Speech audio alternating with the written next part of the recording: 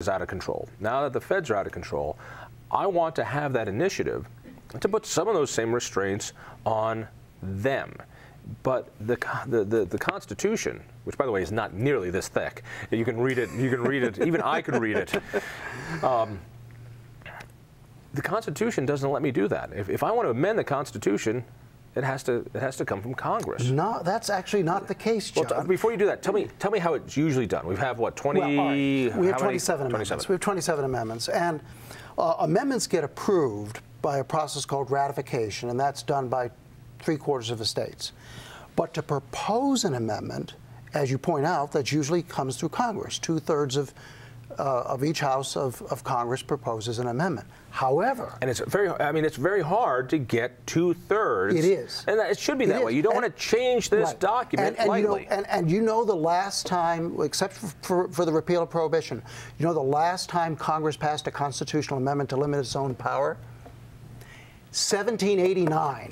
The approval of the Bill of Rights. Congress has approved many constitutional amendments to expand their own power. In other words, to say we can collect taxes. That's right. Income tax, for example. 14th Amendment, for example. But to actually limit their power, unless you count the repeal of prohibition, which is a pretty trifling part from the standpoint of Congress. Let me say, the most important amendment ever ratified. Perhaps from your personal view, I can understand that, right? But you should have seen me in college. Trust me. Right. It keeps you from getting too thirsty. But the last serious limit that Congress put into an amendment that it proposed was in 1789. Now I want to go on. Okay. There is something in the Constitution that's a lot like the Colorado Initiative process, or at least is designed to serve the same function. And that is, the people get their state legislatures, 2/3 of them, to send what are called applications to Congress. And then Congress must call a convention, which is basically a drafting meeting, to construct an amendment, which is then sent to the states for ratification. Every time the states want to do that, they wanted to do that, for example, with before you tell them, let me see if I understand this. Okay. Again, let's use Colorado as an example. Good we example. the people can change the Constitution. We petition the legislature. They have to put it on the ballot because our Constitution says so, and we get to vote on it. And if we win, we get to put in term limits. We get to put in Amendment 23. We get to put in the Taxpayer Bill of Rights. We get to limit them. When it comes to the federal government, the only way they've limited them themselves is to put in an amendment and propose it. We, the states, ratify it. That hasn't happened for a good 200 years. So if we want to do this, we have to call what's known as a convention. Yeah, it's called a convention for proposing amendments. And let me just make one thing clear about this. This is a convention for a limited purpose. It's to propose 1 or 2 amendments that the states want.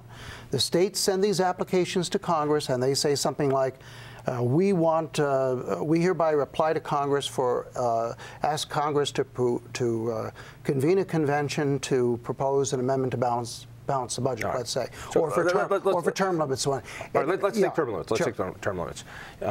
We like term limits. We want our federal delegations to have term limits. Everybody wants term limits. They'll never do it themselves.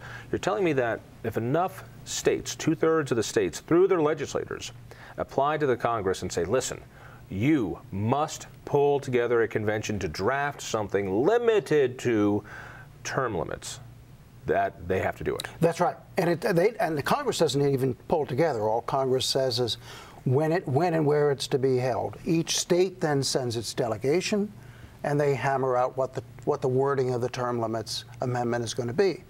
They might even refuse to propose an amendment, but if they propose one, it's got to be term limits. And then, like any other amendment, it goes to the states for ratification. Let me ask you a couple questions, because I've heard this term tossed around a lot: a constitutional convention. This is not it.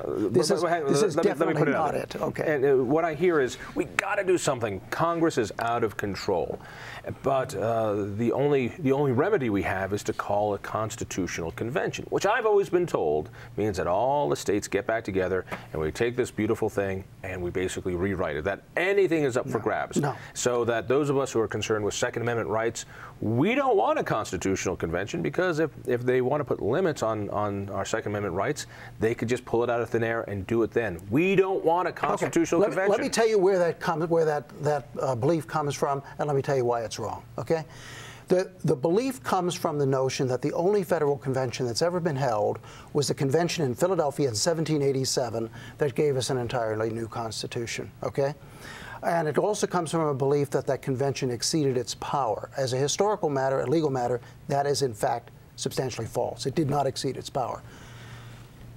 The other belief that it was the only convention ever there is also false. There were many conventions during the founding era, including many federal conventions, and the overwhelming majority of them were limited to 1 or 2 or 3 subjects. Give me an example of one. Well, other than the famed Constitutional Convention, you got Washington up there presiding, sure. you got Ben Franklin out there trying to pull it all together, and at the end we come up with this incredible document that everyone puts their thumbprint on, even though they weren't all agreeing on all sides. Mm-hmm. And it's the most magnificent document in the history of politics. Yeah. You're telling me there were limited conventions as well. Give me an example. There were many. Well, a good example is the Providence Convention. Providence Convention involved a number of different states.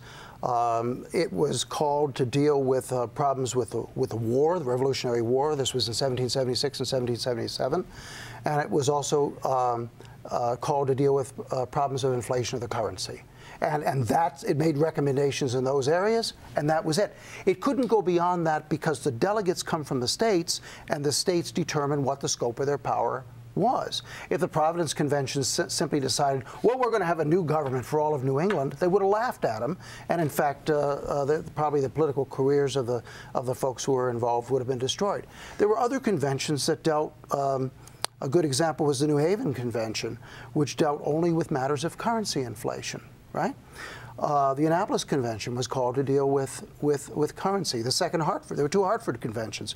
One dealt with currency issues, another one dealt with taxation issues. I'm convinced. I'm convinced. Okay. So when the founders say a convention, they don't mean necessarily a constitutional convention. That's not what I've heard. Yeah, I know. As somebody who's been involved in politics quite a bit, when I hear convention, then I hear everybody gets excited and nobody wants to call a convention because that document will all be up for grabs and it'll be chopped up like a salad. We don't know how it's going to come simply back not together. True. And let me tell you, that myth arose in the 19th century. But I'll tell you how it really got publicized. In the 1960s, there was a movement for some conservative amendments to the Constitution. That's the 20th century. Excuse me, the 20th century.